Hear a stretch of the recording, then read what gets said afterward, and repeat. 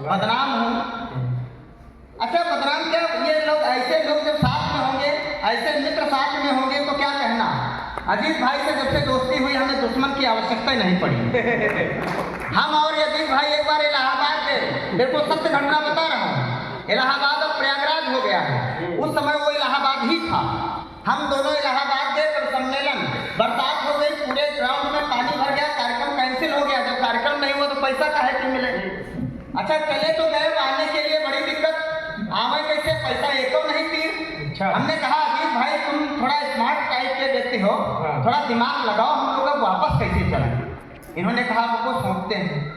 कहा अच्छा यहाँ तक आ गए हैं, चलो गंगा जी नहा लें। तो भाई हम पहुँचे जाकर के दोनों लोग गंगा जी के किनारे। अब वहाँ पे बोर्ड लगा था, एक यहाँ पर एक सूचना लगी हुई थी, उसमें लिखा था, उस सूचना को इन्होंने पढ़ा, कहा भाई 2000 का जुगाड़ बन गया। हमने कहा कैसे। कहा बात यह है कि देखो लिखा है डूबने से बचाने वाले को 2000 का इनाम।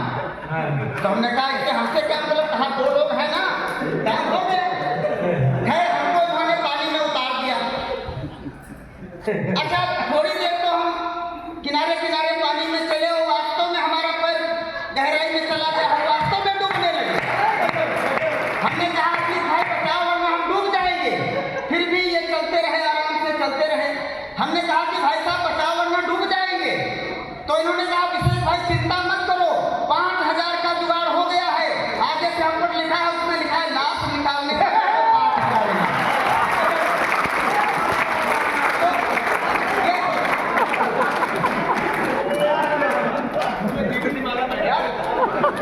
अच्छा वहाँ की सुरक्षा कर्मी थे, उन्होंने हमको बचा लिया। अच्छा हम 2 ही लोग वहाँ थे, इनको कोई और नहीं, हमको कोई ठौर नहीं, जाए तो कहाँ जाए। वापसी में भूख भी लग गई, हमने कहा कि भाई भूख लग रही है क्या करें। कहा रुको सोचे जुगाड़ लगाते हैं, तुम पहले ये जुगाड़ लगा दियो।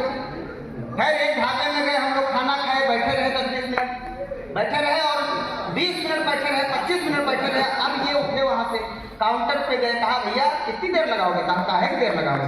फिर हाँ हमारा हिसाब कितना हुआ। कहा तुम्हारे 180 रुपये हुए। तो कहा हाँ यार वही तो हम कह रहे हैं, 180 काटो, हमको लाओ, देर हो रही जाए। तो कहा कि काटे का हम काटे। कहा 500 का नोट भिजवाए तो है आपको। अब दुकानदार ने कहा यार तुमने 1 रुपया नहीं दिया है, क्या बात करते हो। कहा नहीं पैसे हमने दिए हैं आपको। दुकानदार ने कहा नहीं दिया, इन्होंने कहा दिया। झगड़ा होने लगा, 10-20 लोग और आ गए। अब जब 10-20 लोग और आ गए तो खूब झगड़ा हो रहा था। तब कसम से बता रहा हूं, हमने असली वाला दिमाग लगाया। हम अपनी टेबल से उठे, गए दुकानदार के पास, काउंटर पर गए, हमने कहा भैया तुम दोनों अपनी लड़ाई में हमारा 500 का नोट मत दो।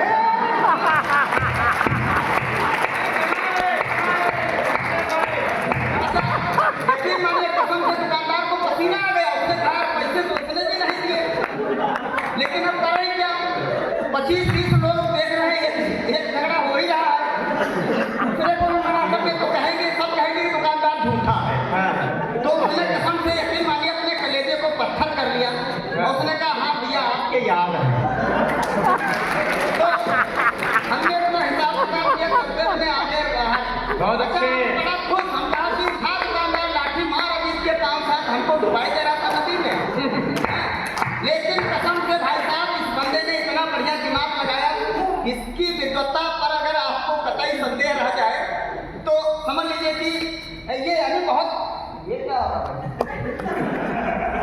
तुम पढ़े लिखे लगे हो ना। श्री कृष्ण गीता में लिखा है बेटा, अरे भैया तुम चाहती माया चाहती, अरे तुम भी चाय पियो हम भी चाय पिए। चलो वो बता देंगे बाद में। तो भाई साहब इन्होंने जो दिमाग लगा, दुकानदार ने इनको फिर पकड़ लिया, कहा कि ऐसा है तुमने पैसे नहीं दिए। इन्होंने कहा दिया।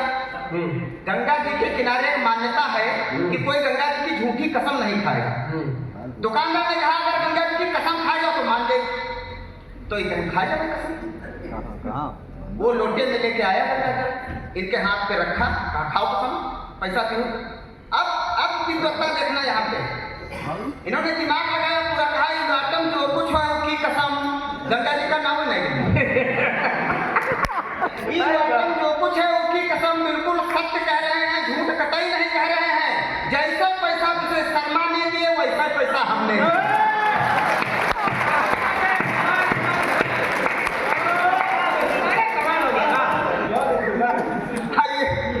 चार पांच चार हो गया और क्या मतलब शुरू करता हूँ। हाँ। हाँ वो आपके हाथ में मोबाइल फोन है, सब मोबाइल फोन साहब ऐसा होता है, मोबाइल फोन में ऐसे ऐसे फीचर्स आ गए हैं कि इतना सेंसिटिव हो गया है फोन अजीत भाई कि अगर 2 घंटा फोन का न छुओ तो फोन से खुदा ही आवाज आने लगती है, साहब भाव की निकल लो। आप सुबह से फोन देखते हैं, एक बड़ा सुंदर फोटो दिखता है, आप पेड़ करके चैटिंग शुरू करते हैं, पता चलता है कोई पड़ोस के जेठालाल होंगे, आप ठगे महसूस करते हैं। एक व्यक्ति अपनी सगी पत्नी को ये जानने के लिए कि ये हमारे जीवन में कितना साथ देगी, कहीं इसके अंदर कोई भटकाव तो नहीं है, ये जानने के लिए वो एक फर्जी अकाउंट बनाता है। मैं नाम नहीं लूंगा वरना आप सुनील जी की बात समझ जाएंगे। तो ताली बजा दो एक बार, हाँ बढ़िया बात है, अच्छे भले आदमी हैं वो भी। तो वो फर्जी अकाउंट बना के अपनी पत्नी को ऐड करके और चैटिंग शुरू करते हैं। अब यहाँ से बात सुबह सुनेगा कि फेसबुक पर फर्जी आईडी बनाई और पत्नी को जोड़ खुश राम लाल हो गया। फेसबुक पर फर्जी आईडी बनाई और पत्नी को जोड़ खुश राम